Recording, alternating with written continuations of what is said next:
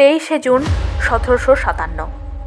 কয়েক ঘন্টার তথাকথিত যুদ্ধ নামক প্রহসনে পাল্টে গেল বাংলার রাজনৈতিক ভাগ্য।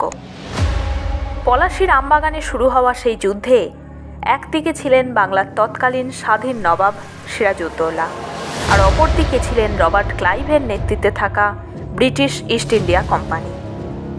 এই যুদ্ধে যেখানে নবাবের ছিল প্রায় 50,000 সৈন্য, সেখানে অপরপক্ষে ছিল মাত্র 10,000। আবার বাংলার নবাবের কাছে যেখানে ছিল 50টি কামান, সেখানে ইংরেজিদের কাছে মাত্র 12টি। তবুও এই একতরফা দেখতে লাগা যুদ্ধে বাংলার নবাবের 500 সৈন্য মারা যায়। সেখানে ইংরেজদের কত সৈন্য মারা যায় জানেন? মাত্র 27 জন সৈন্য। কিভাবে? আসলে পলাশীর যুদ্ধ ছিল একটি ষড়যন্ত্রমূলক যুদ্ধ। বিশ্বাসঘাতকদের সেই ষড়যন্ত্র পলাশীর প্রান্তরে শুধু নবাবের পরাজয় ঘটায়নি, বরং 200 বছরের জন্য আরও একবার বাংলার স্বাধীনতার সূর্য অস্তমিত করে এবং ইংরেজ শাসন শুরু হয়। যদিও বাংলার স্বাধীনতার সূর্য পলাশীতে ডোবেনি, ডুবেছে আরও অনেক আগে। তার কাহিনী আমি আপনাদের জানিয়েছি আমার আগের ভিডিওতে, না দেখে থাকলে অবশ্যই দেখে নেবেন। আমরা সবাই বলি ইতিহাস থেকে শিক্ষা নেওয়া প্রয়োজন। দুঃখজনক হলেও সত্য, কেউ আমরা ইতিহাস থেকে শিক্ষা নিই না। পলাশীর যুদ্ধের পরাজয় থেকে প্রাপ্ত শিক্ষা আজও আমরা কাজে লাগাতে পারিনি বা পারছিও না। পলাশীর যুদ্ধের এই ইতিহাস বিশ্বাসঘাতকতার ইতিহাস।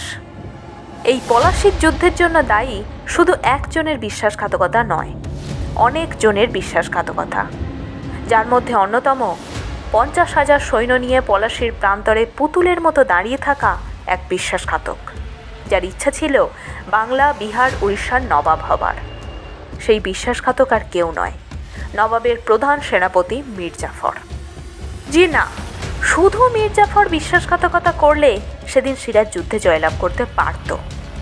সেই যুদ্ধে মীর জাফর ছাড়াও অন্যান্য আরও অনেকজন বিশ্বাসঘাতক ছিলেন, যারা হলেন জগৎ শেঠ, উর্মিচাঁদ, মিরন, রায়দুর্লভ, ঘসেটি বেগম, মহারাজা কৃষ্ণচন্দ্র প্রমুখ।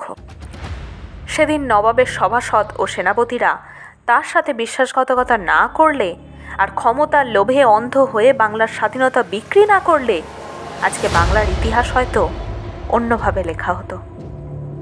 পলাশীর যুদ্ধ সম্পর্কে রবার্ট ক্লাইভ তার আত্মজীবনীতে লিখেছিলেন, সেদিন স্থানীয় অধিবাসীরা ইংরেজদের প্রতিরোধ করতে চাইলেই লাঠিসোঁটা আর ইটপাটকেল মেরেই তাদের খতম করে দিতে পারত, কিন্তু এ দেশবাসী তা উপলব্ধি করতে পারেনি।